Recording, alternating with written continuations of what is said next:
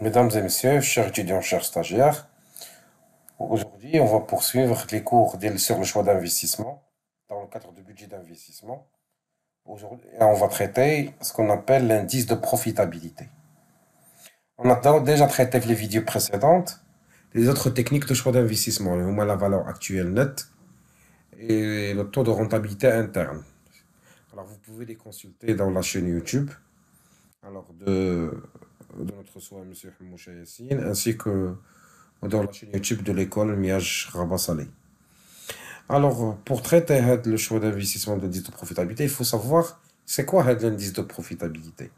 L'indice de profitabilité, c'est quoi? C'est un indice de rentabilité.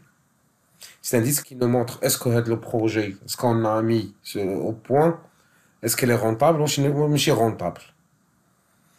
On a rentable ou non rentable à travers l'indice de profitabilité.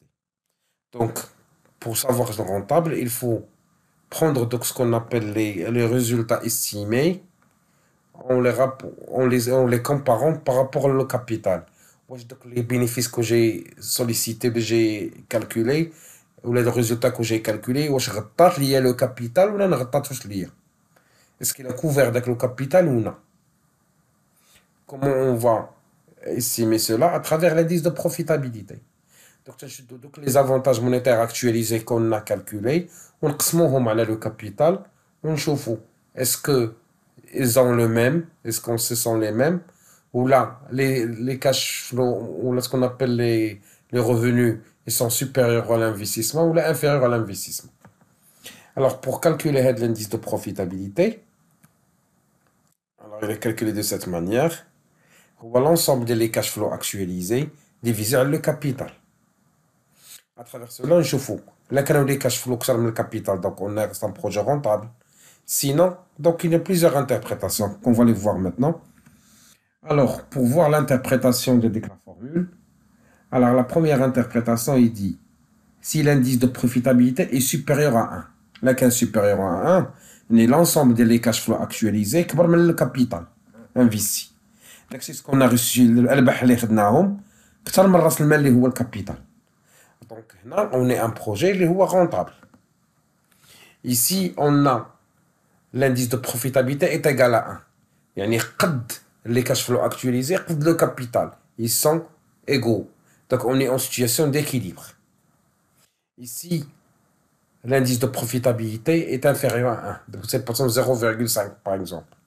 Donc, ici, on a ce qu'on appelle l'ensemble des résultats, les cash flows actualisés, sont inférieurs au capital. Ça ramène le capital.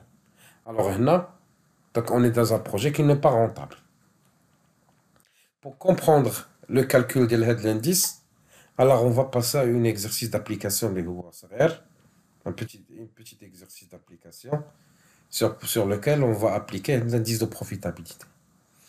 Donc on va reprendre l'exercice qu'on a déjà travaillé dans les autres vidéos de la valeur actuelle nette ou le taux de rentabilité interne. Donc on va essayer de calculer l'indice de profitabilité. Alors, donc on a déjà trouvé les exemples précédents, les cash flows actualisés. Donc voilà le tableau qui montre cela. On a déjà calculé le cash flow actualisé. On a déjà le capital. Donc facilement, on peut calculer l'indice de profitabilité. Alors, à 9, le capital, 2 millions de dirhams. Et l'ensemble des cash flows actualisés, on a 3 882 973,43. Comment on les calculer? Vous pouvez examiner donc, les vidéos précédentes pour savoir comment on a calculé ce qu'on appelle les cash flows actualisés. Alors, pour calculer l'indice de profitabilité, est égal l'ensemble des cash flows actualisés divisé par le capital. Et ici, on va prendre ces 3 882 973,43 divisé par les 2 millions. Ce qui est égal à 1,94. Donc, l'indice est supérieur à 1. Comme on a déjà dit, quand l'indice est supérieur à 1, donc, on a un projet qui est rentable. C'est-à-dire quoi? Les cash flows actualisés, كبر من le capital investi. Donc, الأرباح اللي متوقعينهم كثر من ذاك الكابيتال اللي خرجناه. Donc, on est gagnant. Bien sûr, d'une manière liée prévisionnelle. متوقعة. Donc, ce qui fait que le projet est rentable.